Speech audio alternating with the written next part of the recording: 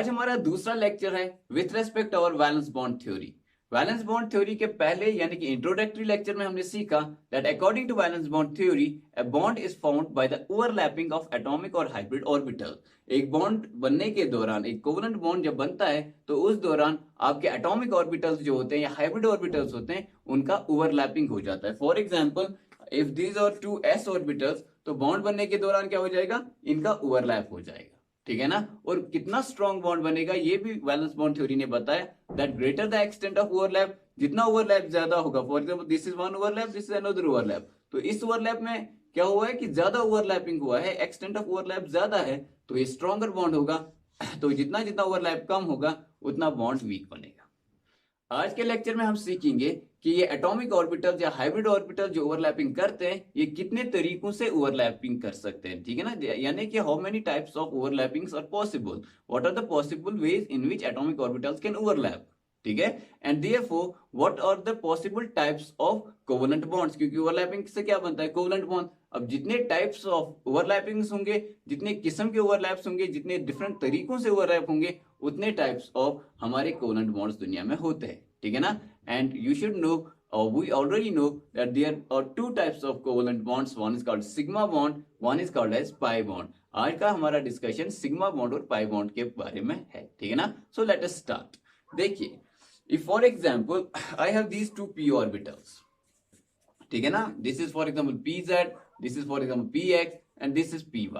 ठीक है ना, इन तीन में सिर्फ ओरिएंटेशन का फर्क रहता है। अब आप देखिए, ये pz और pz दो तरीकों से ओवरलैप कर सकते हैं। अब इनके न्यूक्लियस को देखिए। ठीक है ना, हर एक ऑर्बिटल के सेंटर में हम न्यूक्लियस मान के चलते हैं। क्यों? क्योंकि आप बोलते हो ऑर्बिटल के डेफिनेशन में ही that it's a three dimensional space around the nucleus where there is probability of finding the electrons. ठीक है ना, तो दैट्स व्हाई यहाँ पे आप देखोगे सेंटर में हमने न्यूक्लियस मान के चला है। अब एक ओवरलैप ऐसे हो सकता है कि ये दोनों एटॉम्स जो है एक दूसरे के नजदीक आए होंगे और इनके जो ये पी ऑर्बिटल्स है उन्होंने ओवरलैप किया और बॉन्ड बन गया होगा। इसमें भी एक इलेक्ट्रॉन होगा, इसमें भी एक इलेक्ट्रॉन होगा, जो हम डिटेल पढ़ चुके हैं पहले वाले लेक्चर में, जिसका लिंक हमने डिस्क्रिप्शन में दिया हुआ है। ठीक है ना, तो यहाँ पे हम देख सकते हैं कि एक टाइप ऑफ ओवरलैप ये भी पॉसिबल है। ठीक है ना, ये कैसा ओवरलैप है, इसको बोला जाता है हेड ऑन ओवरलैप और एंड ऑन ओवरलैप। ठीक है ना, किस चीज को बोला जाता है हेड ऑन या एंड ऑन ओवरलैप। ठीक है ना, तो इसके लिए क्या देखना पड़ता है, आपको देखना है इनके दो न्यूक्लियर को और एक एक्सिस को इमेजिन करना है जो इनके न्यूक्लियर के बीच में होगा। ठीक है ना, तो अब देखिए कि ये ओवरलैप ऐसे हुआ है, एक न्यूक्लियस यहाँ पे है, दूसरा न्यूक्लियस यहाँ पे है, एक एक्सिस जो इन दो न्यूक्लियर के बीच में होगी तो वो ऐसे कुछ होगी।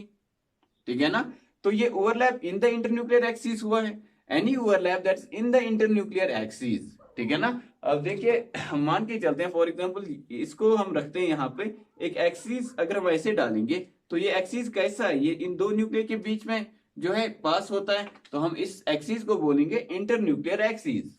ठीक है ना, तो जब एक ओवरलैप ऐसे होता है which is along the internuclear axis, तो ऐसे ओवरलैप को बोला जाता है हेड ऑन ओवरलैप और एंड ऑन ओवरलैप। और जो बॉन्ड यहाँ पे बनता है उसको बोलते हैं सिग्मा बॉन्ड। ठीक है ना, so what is the first kind of bond that can be formed, A sigma bond. What's A sigma bond?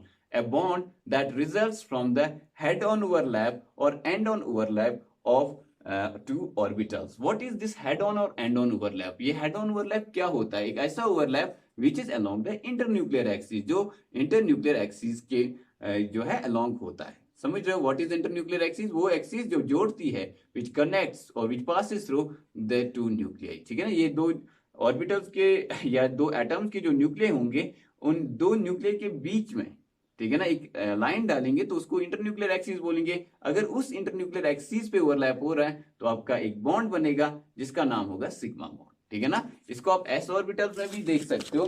If वो यहाँ पे आप देख सकते हो, यहाँ पे हमने एक्सिस भी बनाया हुआ है कि ये देखिए, ये इसका न्यूक्लियस है, ये इसका न्यूक्लियस है, एक एक्सिस है, ठीक ना, एक लाइन है जो इनके दो न्यूक्लियर के बीच में जो है पास होती है। ये ओवरलैप अब ऐसे हो रहा है, इस ओवरलैप, ये कैसा ओवरलैप हो रहा है, ये ओवरलैप हो रहा है along the internuclear axis.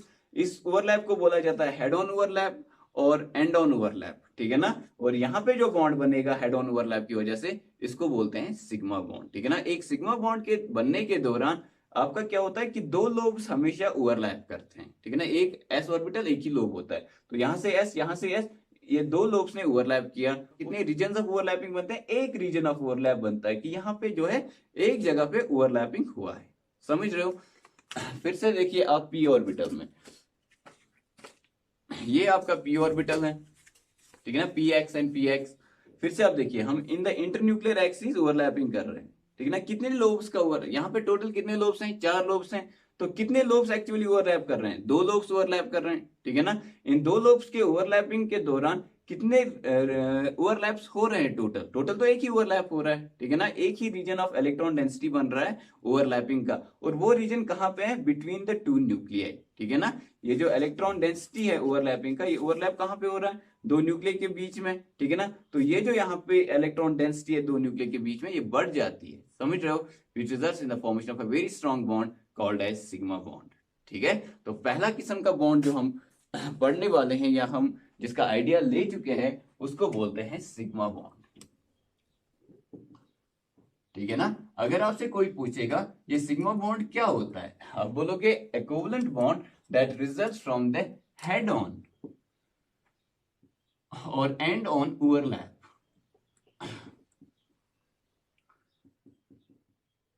Of atomic orbitals और हाइब्रिड ऑर्बिटल्स, ठीक है ना। तो आपसे पूछा जाएगा ये कौन सा ओवरलैपिंग है, तो आप बोलोगे overlapping in the internuclear axis, एक ऐसा ओवरलैपिंग जो इंटरन्यूक्लियर एक्सिस में हो रहा है उसको बोलते हैं आप का हेड ऑन ओवरलैप, और ऐसा बॉन्ड जिसमें हेड ऑन ओवरलैप होता है उसको सिग्मा बॉन्ड बोलते हैं। और क्या सिग्मा बॉन्ड के बारे में आपको पता है, इसमें 2 लूप्स ओवरलैप करते हैं, ठीक है ना, और एक ओवरलैपिंग जोन होता है, ठीक है ना। कोई बोलेगा इसकी क्या क्या एग्जाम्पल हो सकते हैं, आप बोलोगे एक एस और दूसरा एस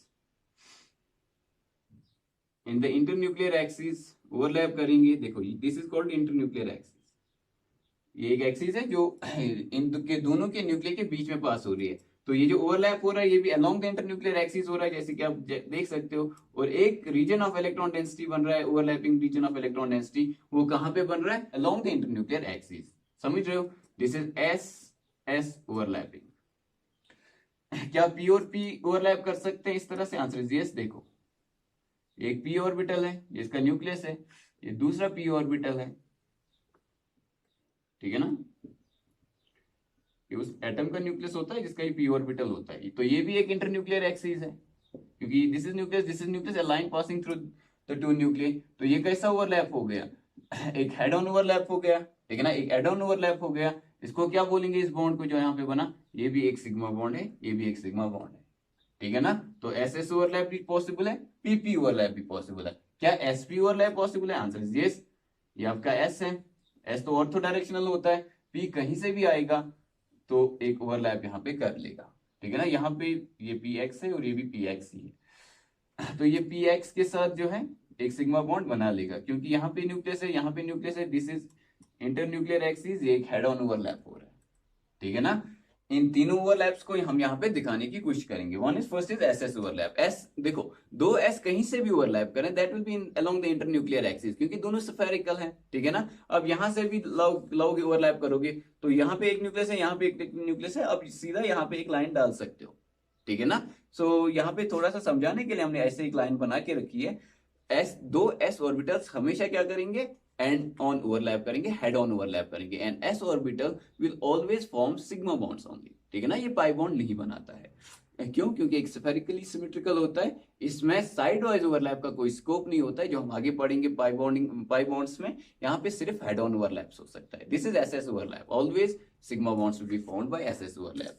अब देखो ये आपका पी है, ये आपका पी है, दूसरा वाला हमने क्या देखा, पी एक्स और पी एक्स, देखो यहाँ पे जैसे देख रहे हैं, इनको ऐसे भी दिखा सकते हैं, तो इन द इंटरन्यूक्लियर एक्सिस इन्होंने ओवरलैप किया, ठीक है ना। आप यहाँ पे भी देख सकते हो क्लोज में, ये along the internuclear axis overlap करेंगे, तो कौन सा बॉन्ड बनेगा, सिग्मा बॉन्ड बनेगा, ठीक है ना। अब एस और पी का भी ओवरलैप देख सकते हो, for example this is an S orbital 2s, this is 2p, तो इनके बीच में भी ओवरलैप देख सकते हो, this is also an overlap in the internuclear axis. P orbital P Z आएगा, वो भी इंटरन्यूक्लियर एक्सिस में ही करेगा, क्योंकि एस जो है ये स्फेरिकल है, चाहे यहां से पी आए, पी जेड आए, पी एक्स आए, पी वाई आए, कहीं से भी पी आए, इनके बीच में सिग्मा बॉन्ड ही बनेगा। समझ रहे हो? So this is the these are the first three. क्या इसके अलावा भी हैं? Answer is yes. चलो उनको भी देख लेते हैं।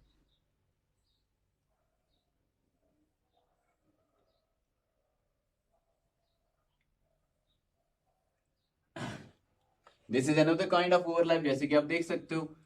तो ये चार लूप्स वाला, ये चार लूप्स वाला, ये भी डी है, ये भी डी है, ठीक है ना। This can be D X square minus Y square, D X square minus Y square, और डी एक्स वाई, ठीक है ना। फॉर एग्जाम्पल हम D X square minus Y square, D X square minus Y square, ठीक है ना। इन दोनों ने भी इंटर न्यूक्लियर एक्सिस में, this is nucleus, this is nucleus, और ये एक्सिस है इंटर न्यूक्लियर एक्सिस। इस इंटर न्यूक्लियर एक्सिस में इन्होंने ओवरलैप किया हुआ है। जब ओवरलैप किया तो कौन सा बॉन्ड बना? सिग्मा बॉन्ड, ठीक है ना। This is D D overlap. Then there are hybrid orbital. अभी हमने हाइब्रिडाइजेशन नहीं पढ़ा है, लेकिन थोड़ा सा मैं आपको बताऊं एक हाइब्रिड ऑर्बिटल कैसा होता है शेप में। It is something like this, ठीक है ना। इसका एक मेजर लोब होता है और एक माइनर लोब होता है। ये भी एक दूसरे के साथ हेड ऑन ओवरलैप कर सकते हैं और सिग्मा बॉन्ड्स बना सकते हैं। एक हाइब्रिड ऑर्बिटल एस ऑर्बिटल की तरह हमेशा बनाता है सिर्फ सिग्मा बॉन्ड्स, ठीक है ना। ये हाइब्रिड दूसरे हाइब्रिड के साथ मिलकर सिग्मा बॉन्ड्स बना सकता है, या हाइब्रिड एस के साथ, पी के साथ, डी के साथ मिलकर सिग्मा बॉन्ड्स बना सकता है, ठीक है ना। Let us look. देखो ये फॉर एग्जांपल आपका एस ऑर्बिटल है, ठीक है ना, ये इसका न्यूक्लियस है। तो एक पी और सॉरी एक हाइब्रिड ऑर्बिटल आके यहाँ पे ओवरलैप कर सकता है इन द इंटरन्यूक्लियर एक्सिस, ठीक है ना। तो इसको क्या बोलेंगे? एस एच ओवरलैपिंग, यानी कि एस ऑर्बिटल हाइब्रिड ऑर्बिटल के साथ ओवरलैपिंग कर रहा है। कैसा ओवरलैपिंग है? In the internuclear axis. उसको क्या बोलेंगे? Head on overlap. कौन सा बॉन्ड बनेगा यहाँ पे? This is a sigma bond. एक हाइब्रिड ऑर्बिटल ऐसे देखो, मेजर लोब वहां से, माइनर लोब यहाँ से, दूसरा माइनर लोब यहाँ से, मेजर लोब यहाँ से। तो इन दोनों ने भी in the internuclear axis overlap किया हुआ है, तो इसको की क्या बोलेंगे? Sigma bond. ये आपका एक हाइब्रिड ऑर्बिटल मान के चलो, ये आपका पी ऑर्बिटल मान के चलो। तो यहां पे भी आपका जो ओवरलैप हुआ है इन द इंटरन्यूक्लियर एक्सिस हुआ है। दिस इज हाइब्रिड और पी ऑर्बिटल का ओवरलैप। समझ रहे हो? तो these are the various kinds of overlappings that are possible which give rise to sigma bonds, ठीक है ना। इसमें आपको दो बातें जरूरी याद रखनी है कि आपका जो s ऑर्बिटल है और हाइब्रिड ऑर्बिटल है, ये हमेशा क्या बनाते हैं? सिर्फ सिग्मा बॉन्ड्स ही बना सकते हैं। समझ रहे हो? ओके। अब हम पढ़ेंगे very important thing, that is what are the characteristic features of a sigma bond, ठीक है ना। ये सिग्मा बॉन्ड के कैरेक्टरिस्टिक फीचर्स क्या होते हैं? So let us see. इससे पहले कि हम वो देखें, अगर मैं आपसे पूछूं what kind of overlapping is this, तो आप बोलोगे ये इसका न्यूक्लियस जो है सॉरी, ये एक का न्यूक्लियस है, ये दूसरे एटम का न्यूक्लियस है जिसके ऑर्बिटल्स हैं, ठीक है ना। तो इन्होंने अलोंग द इंटरन्यूक्लियर एक्सिस, ये होगा इनका internuclear axis, along the internuclear axis इन्होंने क्या किया है? ओवरलैपिंग किया है। जब overlapping along the internuclear axis किया है, तो यहाँ पे जो इलेक्ट्रॉन डेंसिटी बनी है दो न्यूक्लियर के बीच में, this is a sigma bond, ठीक है ना। अब हम पढ़ेंगे what are the features of a sigma bond. सबसे पहली बात, सिग्मा बॉन्ड जो होता है ये स्ट्रॉन्ग होता है। क्यों स्ट्रॉन्ग होता है? बॉन्ड का मतलब क्या होता है? Force of attraction. अगर अट्रैक्शन ज्यादा होगा तो आपका जो बॉन्ड होगा वो स्ट्रॉन्ग होगा, ठीक है ना। यहां पे आप देख सकते हो कि जब एक सिग्मा बॉन्ड बनता है तो इलेक्ट्रॉन डेंसिटी जो होती है वो दो न्यूक्लियर के बीच में आ जाती है, ठीक है ना। फॉर एग्जाम्पल अगर आप मान के चलो this is one P orbital and this is another P orbital, और इन दोनों ने ओवरलैप किया एक दूसरे के साथ। तो अब ये जो ओवरलैपिंग रीजन है वो कहां पे है? वो दो न्यूक्लियर के बीच में है। जब दो न्यूक्लियर के बीच में है तो कैसा होगा? It will experience strong attractions, और जब एक्सपीरियंस करेगा स्ट्रॉन्ग अट्रैक्शन, उसी को केमिस्ट्री में क्या बोलते हैं? स्ट्रॉन्ग बॉन्ड, क्योंकि अट्रैक्शन इज अ बॉन्ड, ठीक है ना। तो sigma bond is a strong bond. Why? Because electron density after overlapping, most of the electron density lies between the two nuclear and phase and experiences a lot of attraction, ठीक है। तो कैसा bond है ये? Strong bond. इसमें extent of overlap भी pi bond से ज्यादा होता है, due to which it is much stronger than the pi bond, ठीक है। दूसरा और very important, that is sigma bond is cylindrically symmetrical.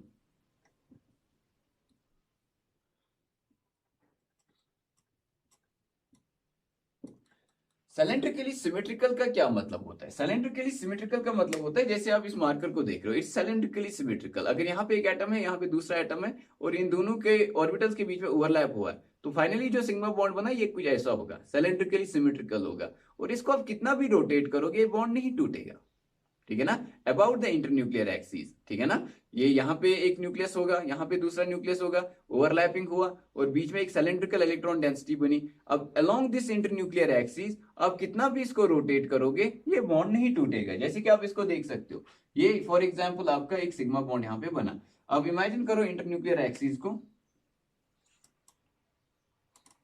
This is the internuclear axis. अब इसको रोटेट करने का इमेजिन करो, क्या ये बॉन्ड टूटेगा कभी? आंसर इज नो, क्योंकि आप इसको इन द फॉर्म ऑफ गुब्बारा देखो, एक गुब्बारा ऐसे, एक गुब्बारा ऐसे, इन्होंने ओवरलैप किया। आप एक वाले गुब्बारे को कितना भी रोटेट करोगे क्या वो बॉन्ड टूटेगा? आंसर इज नो, क्योंकि ओवरलैपिंग तो वैसे भी वहां रहेगा। समझ रहे हो? सो आपका जो ये होता है sigma bond, it is cylindrically symmetrical. इसका क्या फायदा होता है? Free rotation about internuclear axis is possible. Free rotation होता है अबाउट इंटरन्यूक्लियर एक्सिस। इसका कॉन्सिक्वेंस आप अपने ऑर्गेनिक केमिस्ट्री में देखोगे, it gives rise to what is called as conformations, ठीक है ना। The different shapes of a given molecule, उनको कन्फॉर्मेशंस बताते हैं। और कन्फॉर्मेशंस किस वजह से होती हैं दुनिया में? Because of the cylindrically symmetrical nature of the sigma bond, ठीक है ना। तो सिग्मा बॉन्ड्स जो होते हैं they give rise to conformational isomerism या कन्फॉर्मेशंस या कन्फॉर्मर्स, जो हम आगे बी पेपर में पढ़ने वाले हैं। समझ रहे हो?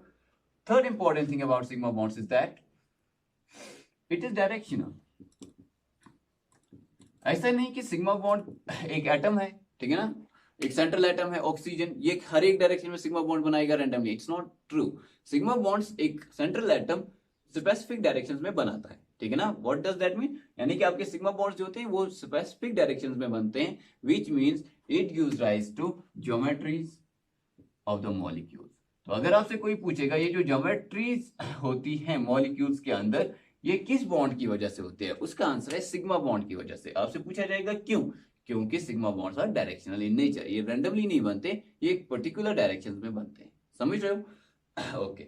इसके अलावा आप याद रख सकते हो कि सिग्मा बॉन्ड्स जो होते हैं ये डीलोकलाइजेशन में जो है इनका कोई खास रोल नहीं होता है, ठीक है ना। आप आगे पढ़ने वाले हो रेजोनेंस, ठीक है ना, और फिर सेकंड पेपर में मेसोमेरिक इफेक्ट पढ़ेंगे, वहां पे डीलोकलाइजेशन ऑफ इलेक्ट्रॉन्स आप देखोगे। स्ट्रॉन्ग, ये जो सिग्मा बॉन्ड्स होते हैं दीज आर टाइटली हेल्ड, ठीक है ना। जो सिग्मा इलेक्ट्रॉन डेंसिटी है ये कहाँ है? दो न्यूक्लियर के बीच में, तो स्ट्रांगली हेल्ड है। तो इसीलिए ये एक जगह से दूसरी जगह ये इलेक्ट्रॉन डेंसिटी नहीं जा सकती इजीली, ठीक है ना। इसी को बोलते हैं कि ये डीलोकलाइज नहीं रहता, मोस्टली लोकलाइज रहता है। कहीं कहीं पे like in case of hyper conjugation आप देखोगे कि ये भी डीलोकलाइज हो सकता है, बट मोस्टली आपके जो पाई इलेक्ट्रॉन्स होते हैं वो डीलोकलाइज रहते हैं, और आपके जो सिग्मा इलेक्ट्रॉन्स होते हैं वो लोकलाइज्ड होते हैं। So these are not delocalized. Okay, तो एक और बात जो है वो ये है कि दो एटम्स के बीच में हमेशा एक ही सिग्मा बॉन्ड बन सकता है। अगर दूसरा बॉन्ड होगा ये सिग्मा बॉन्ड कभी नहीं होगा, ठीक है ना। Only one sigma bond can be form between two bonded atoms, ठीक है ना। तो थोड़ा सा रिपीट करते हैं सारी बातें जो हमने सिग्मा बॉन्ड के बारे में सीखी। A sigma bond is formed by the end on or head on overlap. एक ऐसा ओवरलैप होता है, एक ऐसा overlap which is along the internuclear axis, ठीक है ना। ये कितने लोब्स का ओवरलैप होता है? दो लोब्स का ओवरलैप। यहाँ पे हमने देखा जैसे कि आपके पास डी ऑर्बिटल्स हैं, टोटल यहाँ पे 8 लोब्स हैं, ठीक है ना। लेकिन ओवरलैप कितने लोब्स का होगा? अगर ये सिग्मा बॉन्ड है तो सिर्फ 2 लोब्स का ओवरलैप होगा, ठीक है ना। कहाँ पे होगा? In the internuclear axis. कितने रीजन्स, कितने ओवरलैपिंग रीजन्स होंगे? सिर्फ एक ओवरलैपिंग रीजन होगा। कहाँ पे होगा? दो न्यूक्लियर के बीच में होगा, which makes this bond a strong bond. समझ रहे हो? इसके अलावा आपका सिग्मा बॉन्ड डायरेक्शनल होता है, which gives geometry to the molecule, वो स्ट्रॉन्ग होता है क्योंकि दो न्यूक्लियर के बीच में इलेक्ट्रॉन डेंसिटी आ जाती है। वो cylindrically symmetrical होता है, which makes free rotations possible along sigma bond, which gives rise to conformations. समझ रहे हो? Now let us come to the second bond, which is called as pi bond. So the second kind of bond that we are going to discuss is pi bond, ठीक है ना। इसको ऐसे दिखाया जाता है, pi bond। देखो ये दो p ऑर्बिटल्स हमारे पास हैं। ऐसे भी हमने देखा कि इन द इंटरन्यूक्लियर एक्सिस जब ओवरलैप करेंगे तो क्या बनेगा? आपका एक सिग्मा बॉन्ड बनेगा, ठीक है ना। लेकिन ये ऐसे भी तो ओवरलैप कर सकते हैं। For this is PZ and this is PZ, देखो अगर ये ऐसे ओवरलैप करेंगे, this is in the internuclear axis, this results in the formation of a sigma bond, ठीक है ना। लेकिन ये ऐसे भी तो ओवरलैप कर सकते हैं। देखो दो न्यूक्लियस कहां पे है, यहाँ पे आप देखिए, एक न्यूक्लियस इधर है, एक न्यूक्लियस इधर है, इंटरन्यूक्लियर एक्सिस कौन सा है, यहां से। क्या overlap along the internuclear axis हुआ है, आंसर इज नो, ठीक है ना। एक अगर यहाँ पे ओवरलैप हुआ होता है इस रीजन के अंदर, दो न्यूक्लियर के बीच में, हम बोलेंगे ये सिग्मा बॉन्ड बना है, लेकिन वो यहाँ पे नहीं हुआ। यहाँ पे कौन सा ओवरलैप हुआ है, यहाँ पे लेटरल ओवरलैप हुआ है, ठीक है ना। इसको दूसरा नाम है साइड वाइज ओवरलैप, ठीक है ना। यहाँ पे आप देख सकते हो कितने लोब्स इन्वॉल्व हैं, 4 लोब्स इन्वॉल्व हैं। कितने लोब्स के बीच में ओवरलैप हो रहा है, देखो ऊपर से 2 लोब्स ओवरलैप करेंगे, नीचे भी 2 लोब्स ओवरलैप करेंगे, तो टोटल 4 लोब्स ओवरलैप कर रहे हैं, ठीक है ना। और कितने रीजन्स, ओवरलैपिंग रीजन्स बन रहे हैं, 2 रीजन्स बन रहे हैं। देखो एक ऊपर ओवरलैपिंग हुआ है, दूसरा नीचे ओवरलैपिंग हुआ है, 2 रीजन्स ऑफ ओवरलैपिंग आपको दिख रहा है, ठीक है ना। वो कहां पे है, वो क्या वो न्यूक्लियर के बीच में, आंसर इज नो। अगर ये इंटरन्यूक्लियर एक्सिस है, जो कि ये है, एक ओवरलैप इंटरन्यूक्लियर एक्सिस के ऊपर है, दूसरा इंटरन्यूक्लियर एक्सिस के नीचे है। तो आप बोल सकते हो that 2 overlapping zones are formed when a pi bond is formed, ठीक है ना। वो कहां पे होते हैं, perpendicular to the internuclear axis, one is above the internuclear axis and one is below the internuclear axis. ऐसे बॉन्ड को बोलते हैं पाई बॉन्ड, ठीक है ना। So in simple terms, what's a pi bond, a covalent bond which involves the sidewise or lateral overlap of atomic orbitals, ठीक है ना। यहाँ पे हाइब्रिड ऑर्बिटल्स नहीं होंगे, क्योंकि हाइब्रिड ऑर्बिटल्स सिर्फ सिग्मा बॉन्ड्स बनाते हैं।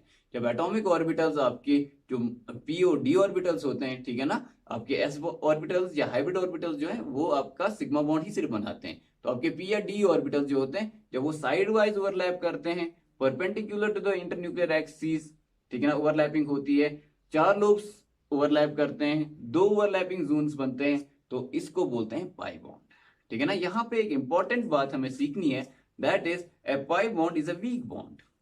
ऐसा क्यों है कि पाई बॉन्ड वीक है, तो इसका आंसर सिंपली ये होगा, पाई बॉन्ड इसलिए वीक बॉन्ड है क्योंकि यहाँ पे एक्सटेंट ऑफ ओवरलैप कम होगा, क्योंकि वीबीटी ने समझाया कि जब एक्सटेंट ऑफ ओवरलैप ज्यादा होगा तो बॉन्ड स्ट्रांग होगा, जब एक्सटेंट ऑफ ओवरलैप कम होगा तो बॉन्ड वीक होगा।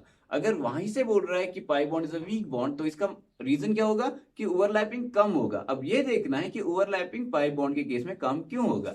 वो इसलिए होगा क्योंकि अगर एक पाई बॉन्ड को बनना है तो 2 न्यूक्लियर देखो कितने नजदीक आ रहे हैं एक दूसरे के, और उनमें जो है उनकी चार्ज डेंसिटी बहुत हाई होती है, वो एक दूसरे को बहुत ज्यादा रिपल करते हैं, तो ये बहुत ज्यादा एक दूसरे के नजदीक नहीं आ सकते, जिसकी वजह से बहुत ज्यादा ओवरलैप नहीं हो सकता, थोड़ा सा ओवरलैप होगा। क्योंकि यहाँ पे आप देख सकते हो कि 2 न्यूक्लियर के बीच में जो डिस्टेंस है वो कम हो रहा है, जिसकी वजह से आपका जो रिपल्शन है वो बढ़ रहा होगा, जिसकी वजह से ज्यादा ये एक दूसरे को ओवरलैप नहीं करेंगे, कम ही ओवरलैप करेंगे, और जब कम ओवरलैप करेंगे बॉन्ड जो होगा ये वीक बॉन्ड होगा। समझ रहे हो। तो कैसा बॉन्ड है पाई बॉन्ड, एक वीक बॉन्ड है, ठीक है ना। अब आप देखो, क्या free rotation around internuclear axis possible है, ये इंटरन्यूक्लियर एक्सिस होगा। अगर मैं अब एक एटम को रोटेट करूंगा, क्या ये ओवरलैपिंग रहेगा, ओवरलैपिंग ही खत्म हो गया, ठीक है ना। जब सिलेंड्रिकल था तो मैं कितना भी इसको रोटेट कर रहा हूं तो वहां पे अपनी जगह पे है, वो ओवरलैपिंग खत्म नहीं हो रहा है, अभी भी ओवरलैपिंग है, तो free rotation is possible for sigma bond. लेकिन क्या पाई बॉन्ड के केस में फ्री रोटेशन पॉसिबल है, आंसर इज नो। अगर मैं इसको रोटेट करूंगा तो ओवरलैपिंग ही खत्म होगा, क्योंकि ओरिएंटेशन ही डिफरेंट हो जाएगा इनका, ठीक है ना। ये पी जेड है, ये भी पी जेड होना जरूरी है। अगर पी जेड और पी एक्स हम रखेंगे, क्या वो ओवरलैप करेंगे, नहीं करेंगे। तो आपके रोटेशन से ओरिएंटेशन एक ऑर्बिटल का जो है वो चेंज हो जाएगा। जब ओरिएंटेशन ही चेंज हो जाएगा तो ओवरलैप ही नहीं रहेगा, जब ओवरलैपिंग ही नहीं रहेगा तो आपका बॉन्ड ही नहीं रहेगा। So free rotation about pi bond is not possible, ठीक है ना। तो तीसरी बात इंपॉर्टेंट इसके बारे में, that pi bond is a non directional bond. Non directional होने का मतलब क्या है कि it will not give rise to geometries, ठीक है। तो लेट्स डू पाई बॉन्ड। तो पाई बॉन्ड कैसा होता है, a bond that results from the side-wise overlap, ठीक है ना। अब देख सकते हो ये न्यूक्लियस और ये न्यूक्लियस एक दूसरे के कितने नजदीक आ गए, बहुत नजदीक आ गए, तो बहुत ज्यादा ओवरलैप नहीं करेंगे, थोड़ा दूर ही रहने की कोशिश करेंगे, क्योंकि यहाँ पे इंटरन्यूक्लियर एक्सिस में जो 2 न्यूक्लियर हैं वो बहुत नजदीक आएंगे, रिपल्शन करेंगे और अनस्टेबल कंडीशन जनरेट करेंगे, तो ओवरलैप कम होगा, बॉन्ड वीक बनेगा, ठीक है ना। कितने लोग ओवरलैप कर रहे हैं, 1 2 3 4, कितने रीजन्स ऑफ इलेक्ट्रॉन डेंसिटी बन रहे हैं, 1 और 2, ठीक है ना। इसको कैसे दिखाएंगे, एक न्यूक्लियस यहाँ पे है, दूसरा न्यूक्लियस यहाँ पे है, एक इलेक्ट्रॉन डेंसिटी यहाँ पे आ गया, दूसरा इलेक्ट्रॉन डेंसिटी यहाँ पे आ गया, तो दो रीजन ऑफ इलेक्ट्रॉन डेंसिटीज जो है वो बन जाते हैं। One is above this internuclear axis and one is below this internuclear axis. ठीक है ना। कैसा बॉन्ड होगा? वीक बॉन्ड होगा। क्या ये डायरेक्शनल है? Answer is no, this is non directional bond. जब नॉन डायरेक्शनल है तो क्या नहीं देगा? ज्योमेट्री नहीं देगा। ठीक है ना। तो ज्योमेट्री टेट्राहेड्रल है तो किसकी वजह से होगा? सिग्मा बॉन्ड्स की वजह से। ज्योमेट्री बेंट है, लीनियर है, तो किसकी वजह से होगा? सिग्मा बॉन्ड्स की वजह से। पाई बॉन्ड्स का कोई से नहीं है in the geometry of the molecule. ठीक है ना। तीसरी बात, ठीक है ना, पहला side wise overlap, weak bond, दूसरा नॉन डायरेक्शनल, समझ रहे हो। और तीसरी बात, free rotation is not possible.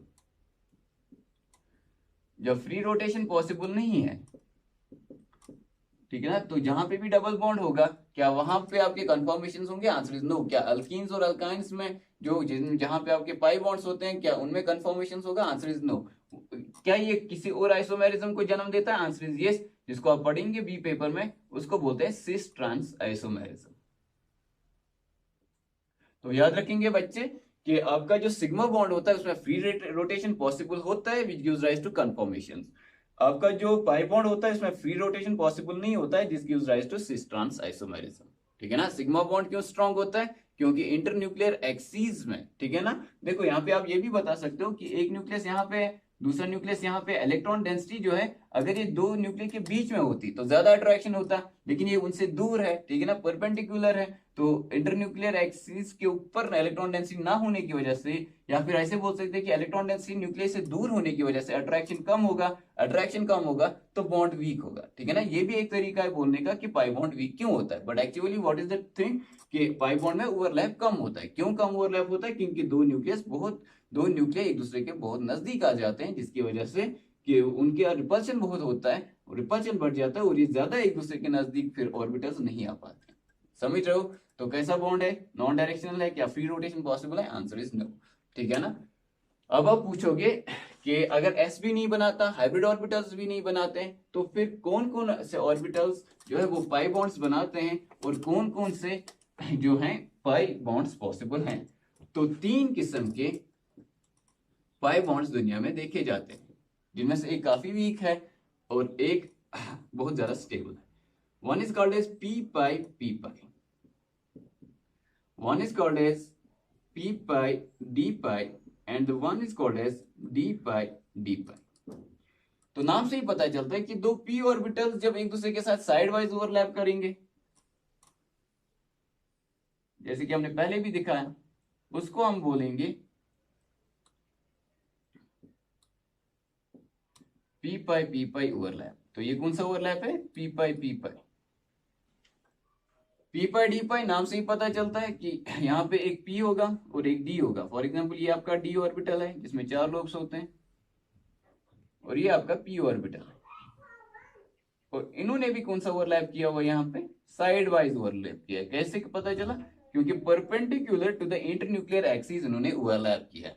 यहाँ पे भी आप देख सकते हो 1 2 3 4 लोब्स इन्वॉल्व हैं। कितने ओवरलैप्स हो रहे हैं? कितने ओवरलैपिंग जोन्स हैं? 2 ओवरलैपिंग जोन्स हैं। इनको भी आप ऐसे दिखा सकते हो कि एक above the internuclear axis and one is below the internuclear axis. ठीक है ना। तीसरा क्या है? डी पाई। इसको हम दिखाएंगे ऊपर कि एक डी ऑर्बिटल,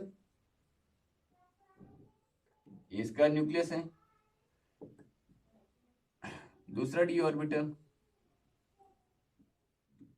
यहां पे जो है ओवरलैपिंग हो गया और यहां पे जो है ओवरलैपिंग हो। तो इस ओवरलैपिंग को क्या बोलेंगे? D pi bond. ऐसे बॉन्ड को बोलते हैं डी पाई बॉन्ड। ठीक है ना। यानी कि एक पाई बॉन्ड जो दो डी ऑर्बिटल्स के ओवरलैपिंग से, साइड वाइज ओवरलैपिंग से बना हुआ है। साइड वाइज क्यों है? Because this overlapping is perpendicular to the internuclear axis. Head on का मतलब क्या होता है? Along the internuclear axis. Side wise का मतलब क्या है? Perpendicular to the internuclear axis. समझ रहे हो। अगर ये इन सब का क्वांटम नंबर सेम, ठीक है ना, यानी कि 3p पाई 3p पाई 3p पाई 3d पाई 3d पाई 3d पाई, तो स्ट्रेंथ ऑफ द बॉन्ड को देखा गया experimentally, it has this order given the principal quantum number is same. p pi d pi is stronger than p pi and this is stronger than d pi. तो d पाई बहुत ही rarely देखा जाता है chemistry के अंदर, बहुत कम होता है, इसकी पॉसिबिलिटी बहुत कम, क्योंकि ये यहाँ पे जो होता है बहुत ही वीक बॉन्ड बन जाता है, ठीक है ना। पाई बॉन्ड पहले से वीक है, उसमें भी वीकेस्ट कौन सा है, D pi. Therefore D pi will not be, आप उसको ज्यादा नहीं देखोगे अपनी केमिस्ट्री में। पी पाई आप बहुत देखोगे, क्योंकि ये बहुत ज्यादा स्टेबल होता है। जैसे कि आपके फेम्स बॉन्ड्स होते हैं, पी डबल बॉन्ड ओ, और आपके जो एस डबल बॉन्ड ओ हैं, उनमें देखो पी का कौन सा होगा 3D, और ओ का कौन सा होगा 2P। This is p pi d pi, इसका P इसका D, ये ओवरलैप कर लेते हैं, तो यहाँ पे पी पाई डी पाई ओवरलैप होता है। इसी तरह यहाँ पे ऑक्सीजन का 2P ऑर्बिटल और सल्फर का 3D ऑर्बिटल ओवरलैप करके पी पाई डी पाई स्ट्रॉन्ग। और ये बॉन्ड्स जो होते हैं बहुत ज्यादा स्टेबल बॉन्ड्स होते हैं, बहुत मोस्टली पाए जाते हैं आपकी और इनऑर्गेनिक केमिस्ट्री के अंदर। तो आप देख सकते हो कि आपके पाई बॉन्ड्स कितने किस्म के हैं, 3 किस्म के होते हैं पाई बॉन्ड्स। कौन कौन सा, पी पाई डी पाई और डी पाई। इनमें से अनस्टेबल कौन है, सबसे वीक कौन है, डी पाई। बहुत स्टेबल कौन है जो बहुत पाया जाता है, that is p pi d pi. And P pi is also a very stable जो है आपका पाई बॉन्ड होता है, ये भी देखा जाता है दुनिया में। ये आपके 3 पाई बॉन्ड्स हो गए। So that is it for today. आज के लेक्चर में हमने सीखा कि 2 किस्म के ओवरलैप्स होते हैं, जिसकी वजह से 2 किस्म के बॉन्ड्स बनते हैं, stronger sigma bond, a weaker pi bond. Sigma bond जो होता है डायरेक्शनल होता है, ज्योमेट्री देता है। पाई बॉन्ड डायरेक्शनल नहीं होता है, ज्योमेट्री नहीं देता।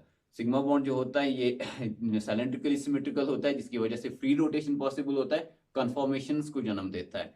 पाई बॉन्ड जो होता है इसमें फ्री रोटेशन पॉसिबल नहीं होता है, it gives rise to geometrical isomerism in the form of cis trans isomerism, ठीक है ना। और बहुत सारी बातें हमारे सिग्मा और पाई बॉन्ड के बारे में आज हमने सीखी, ठीक है ना। नेक्स्ट जो आपका लेक्चर होगा that is perhaps the most important lecture of your valence bond theory, जिसमें हम इंट्रोड्यूस करने वाले हैं हमारा कॉन्सेप्ट ऑफ ऑर्बिटल हाइब्रिडाइजेशन, ठीक है ना। Until then, good bye and have a nice day. Thank you for watching.